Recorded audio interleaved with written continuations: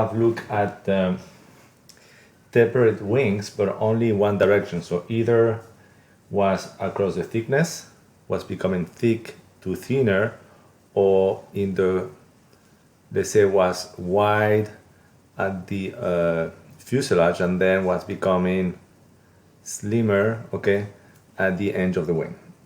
But now what will happen if we have the taper in both directions? So one in the thickness, so it will be thicker at the root of the wing, and then the span wise will be a little bit smaller at the end of the wing. All right, so this will be the general case. So let's say here next,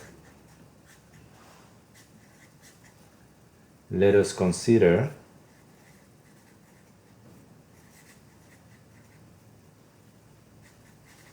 the more general case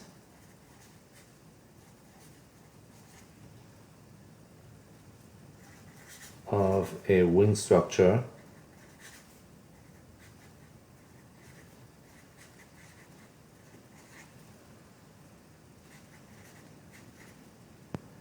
tapered in two directions.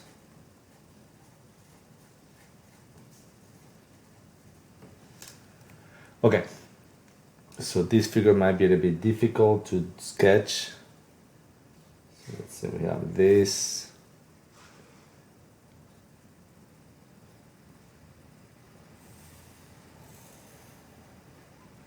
All right, so we have this.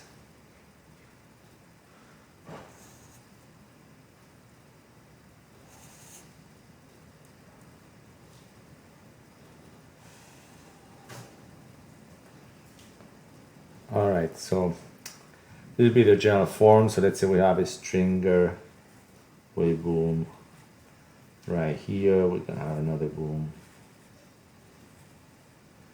right here. Let's say we can put another one here. All right, let's just say obviously should be one around here. Another one somewhere over here. And let's say this another one here, okay? All right. And let's say this taper wing, you see the thickness is not constant, and the width, if you want, is not constant either. So let's say this could be subjected to, let's first do our current system. So let's say our current system is X, Y, so using the right hand rule, then will be Z should be going in that direction. So we use a standard convention. Let's say this wing can be subjected to a shear force on the Y direction, a bending moment on the Y, or let's say graph here, a force Vx and a moment Mx. Okay, and this would be the 1, 2, 3, 4, 5, 6. Okay, this is, let's say, R equal 1 through 6 is just the number of booms, and you know that every boom represents a spar or stringer or stringer of the wing. All right, so let's see what will happen on each one of these ones. So we first look at what happens on the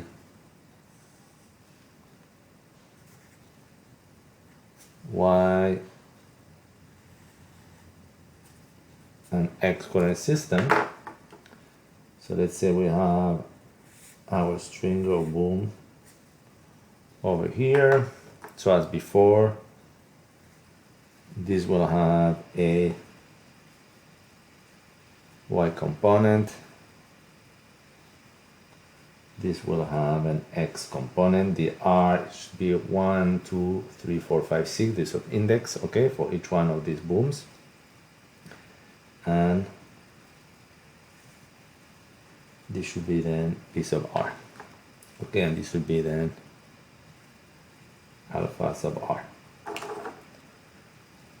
Okay, so over here, let's see what we have. So we know the change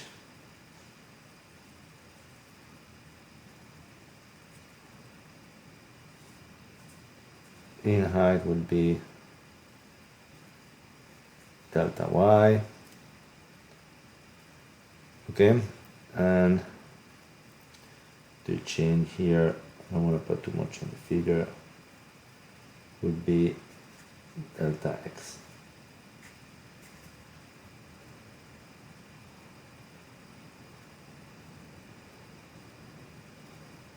Okay, so in that case, we have here tangent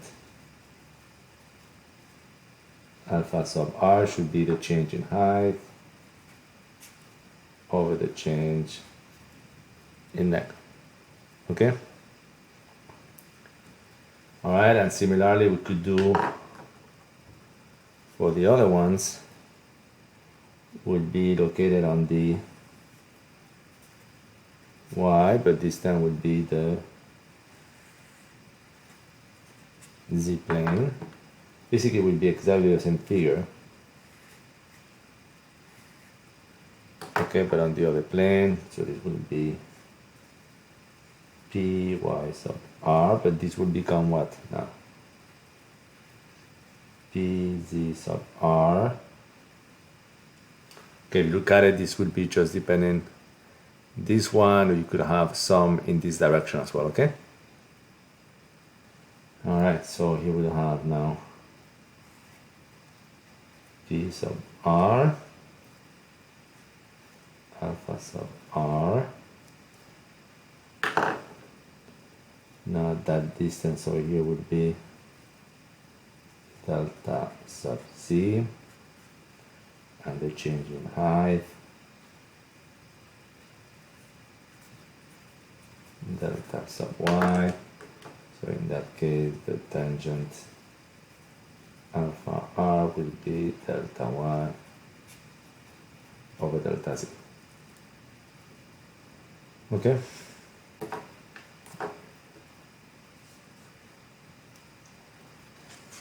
All right.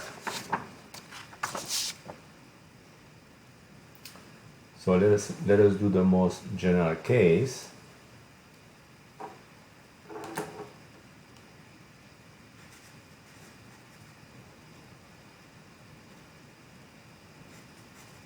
For the most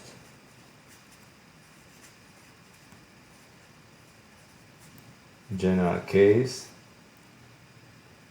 comma, it is assumed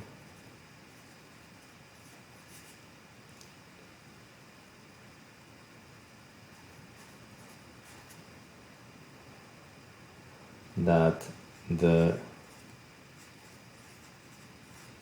panels / webs are effective in resisting bending stresses.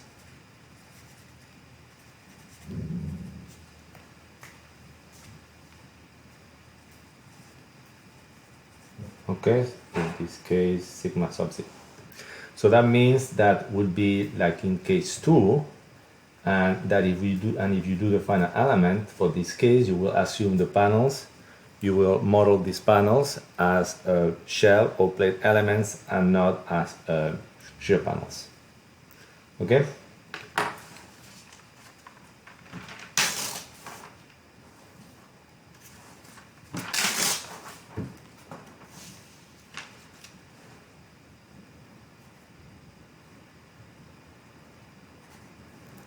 All right, so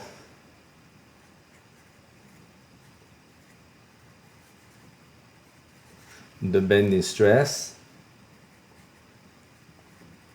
or the bending stresses at each boom,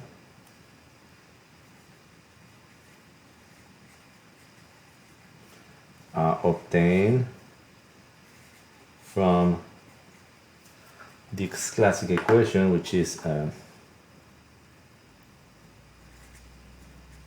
sigma z equal to my ixx minus mx ixy divided of ixx iyy minus ixy squared times x plus x iyy minus my xy divided by the same thing over here, which is ix x iyy minus ixy squared, and this will be times y. Okay, so what does that mean? So basically this is a structure, and we look at the y. This first term over here basically means what?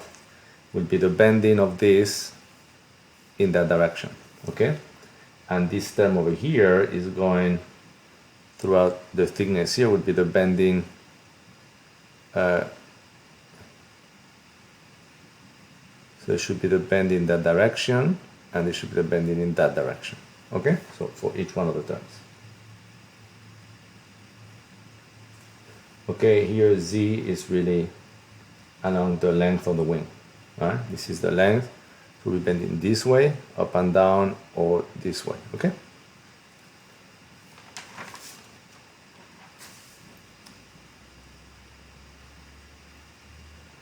Alright, so following the same procedure as before,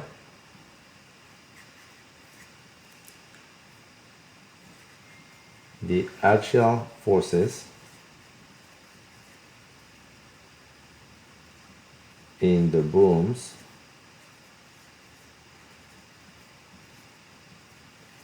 are given by, this is the same as before. If you know the stress, how do you find the force? So you know stress is force over area, so that would mean that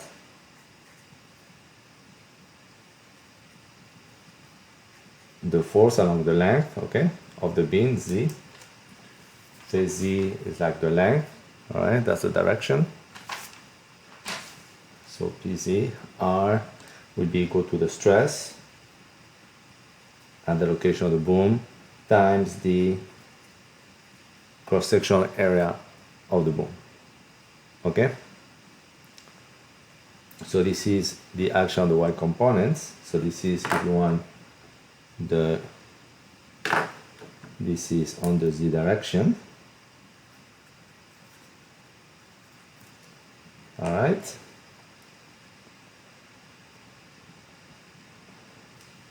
And in the y direction, if you look at the figure from before, we'll have then that P y of r, okay, I write it down, will be equal to what? P z of r. So what we are over here, we'll have, look at this one, Pz of r. So tangent of this angle is equal to Py of r over Pr. So it's being Py of r would be, so we did that before, tangent of alpha r. And what is the tangent of alpha r? Is delta y over delta z. So we go to Pzr delta y of r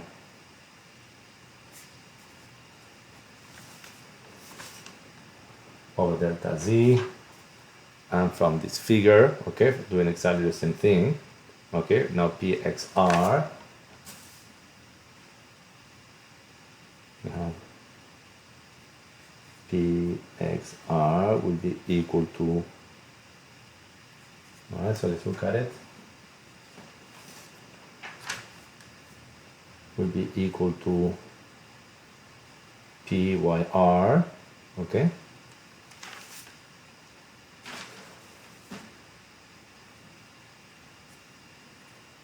Times tangent alpha r in that direction, which is PYR times delta of y of r over delta x. All right, and this will be on the x direction.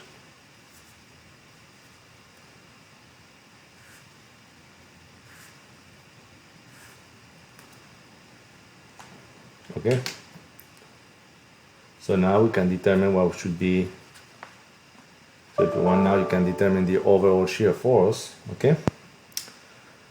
But let us move directly to the applied shear forces. So the applied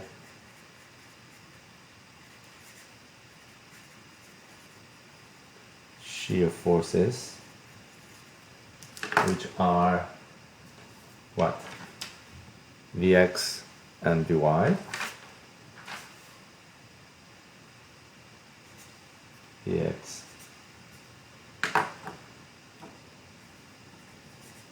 and Vy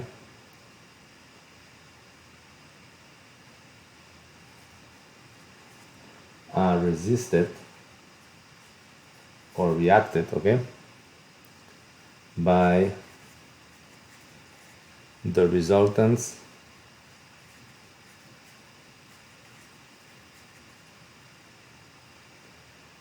of the shear flows in the panels slash webs and their corresponding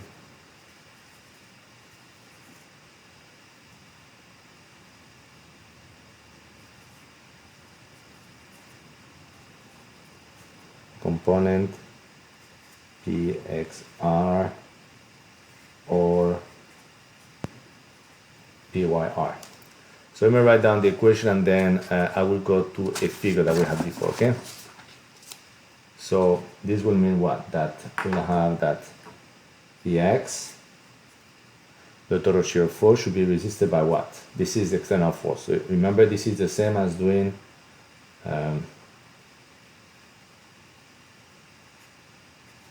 summation of external forces equal to the summation of the internal forces. All right? So here you see right away the external is this, should be reacted by what? Should be reacted. So the force should be reacted by the shear force within the panels of the web. Okay? Plus all the components from 1 to R. So we do on the X of the PXR, and if we do on the Y, it would be Vy of web plus summation 1 to R of Py of R. All right. So from here we find so that the shear force in the panels slash webs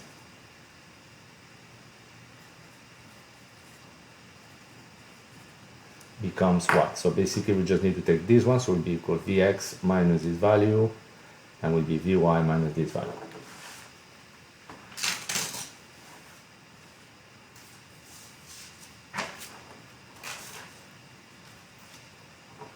Alright, page 63.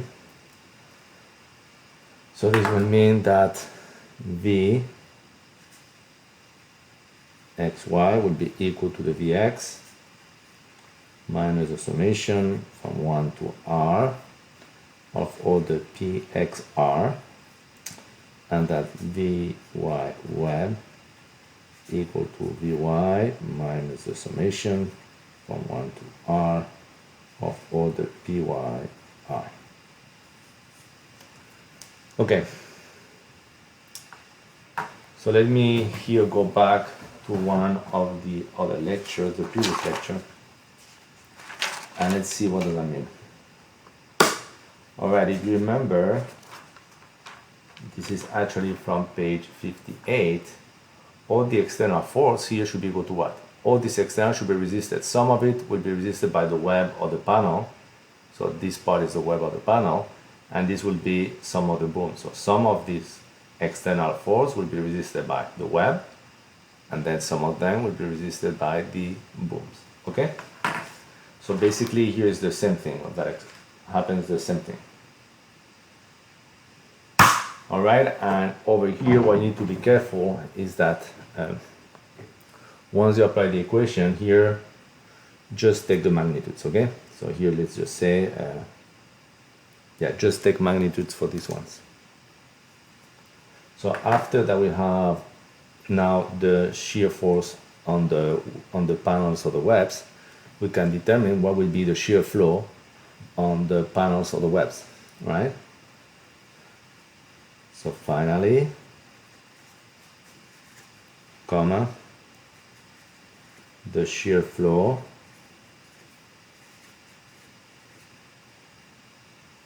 or the shear flows in the panels / webs of the wing section,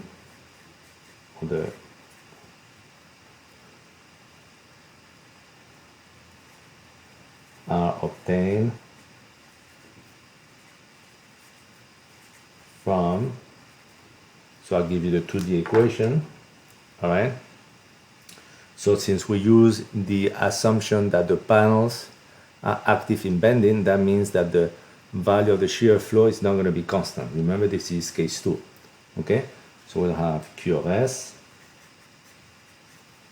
will be equal to,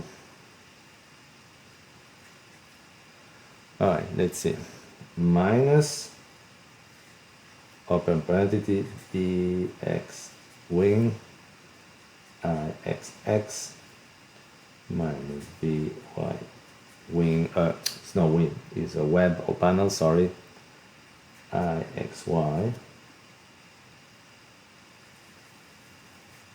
divided by Ixx Iyy minus Ixy squared. Now this will be multiplied by the integral of xt ds plus the summation of 1 to r of b sub r x sub r, close parenthesis. So this would be just the effect for Vx. All right, and then we have minus, now the contribution of the Vy web or panel Iyy minus Vxy Ixy, and you know that for symmetric panels this should be equal to 0, Ixy is equal to 0, divided by Ixx Iyy minus I squared xy, and this will be multiplied by integral of yt ds plus the summation from 1 to r, this time of the b sub r times y sub r. Okay, and if you remember from structures 1, this would be for an open section, okay, from the previous chapter. But if it's closed, if there's more than one cell, okay, or if there is more than one cell, you're gonna have a contribution due to torque, due to torsion, and this will be Q naught sub 0.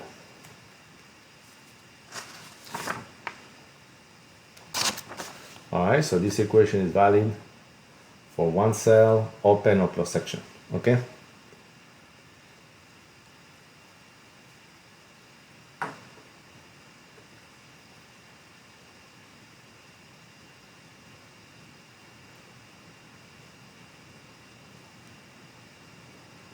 Okay, so let's see how we calculate Q sub naught over here.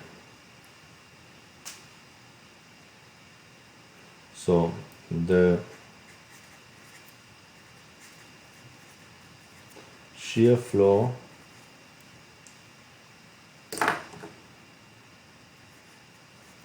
Q sub naught, which is due to closed sections, okay?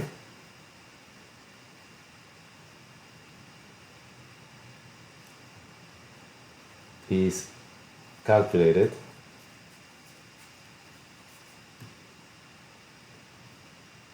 by equating moments due to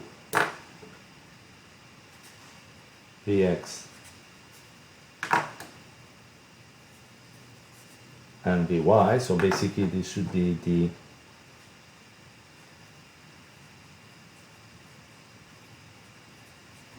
external moments, okay,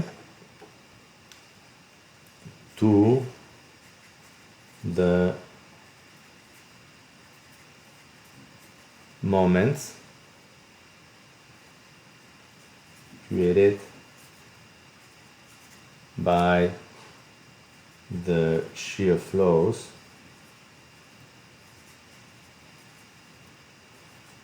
Q. Okay, and this will be what? The internal. Right? But we don't have to forget here that we have also the PXR and the PYR, all right, to add within the internals.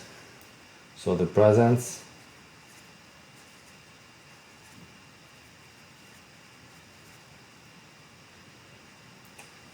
of the forces P, PXR and PYR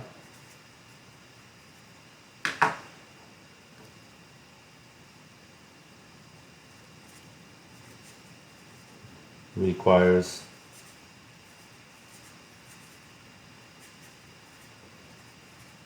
additional terms.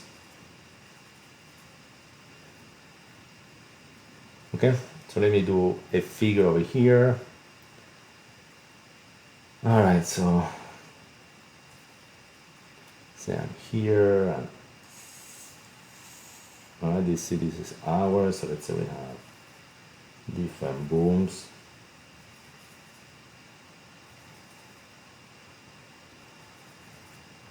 Okay, so each one of these booms will have a PYR, PXR.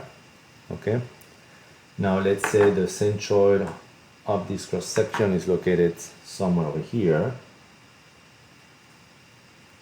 Let's call this point here O. Okay, and now you know that the force Vy, the shear force Vy is applied that direction, and let's say that the force Vx is applied in that direction. Okay, so over here the distance between Vy and V sub naught and the CG point O, we call it as XC sub naught and the distance between the CG and the VX will be the letter eta O. Okay, and the distance from each one of the booms. Okay, I'm just going to do 2. So let's say the distance from one of these ones to the CG, we're going to call it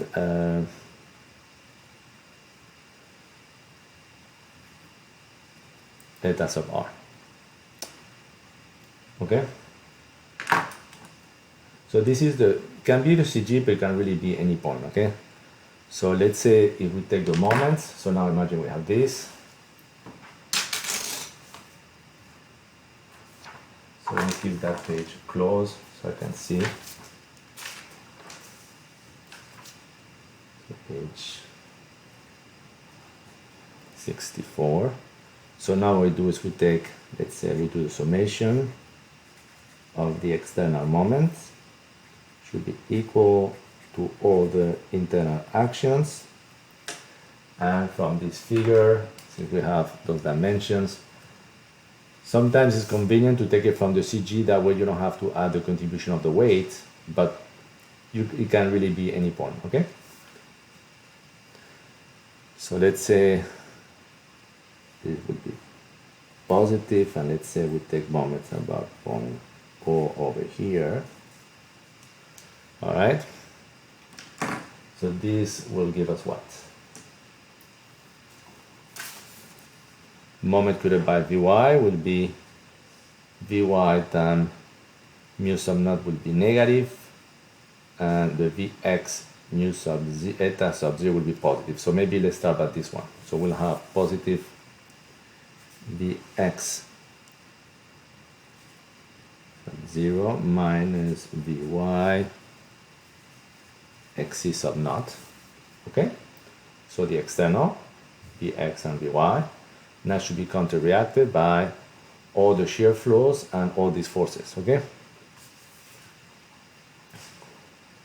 so this should be equal, if you go across the cross section,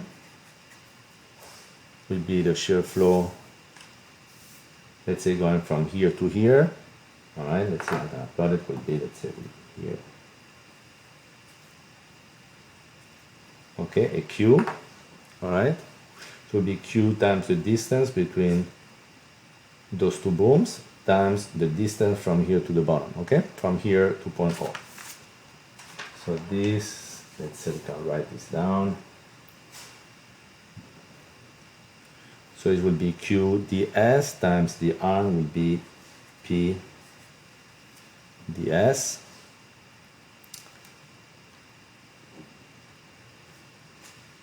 All right. Now be careful with this. Really depends on the sign summation of all the action of the P sub yr C sub r minus 1 to r 1 to r of P x r mu sub r. Okay, so plus, so this would be other shear flows, plus, let's not forget this one, because that's why we're doing all this, 2a q sub naught. And this is the action of the internal shear, okay, the q sub naught over here.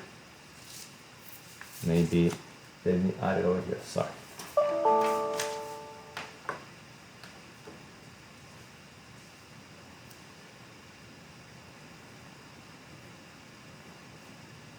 Okay, I don't want to add too much to the figure. Okay, so over here, everything should be known, all right, so that you can solve for q sub naught. So now the next step is solve for q sub naught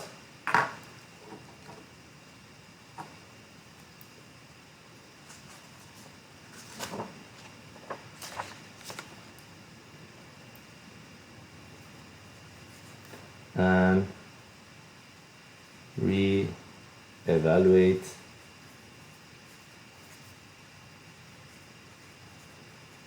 shear flows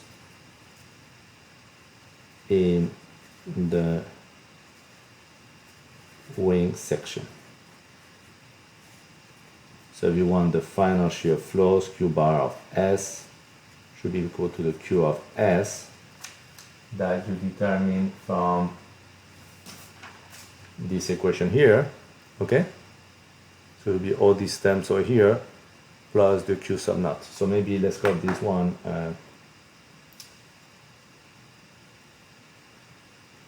Okay, so we have, let's say this one will be Q bar sub naught.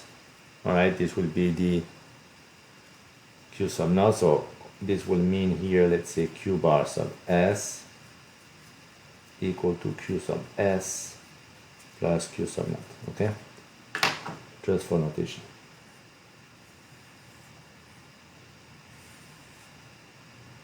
All right.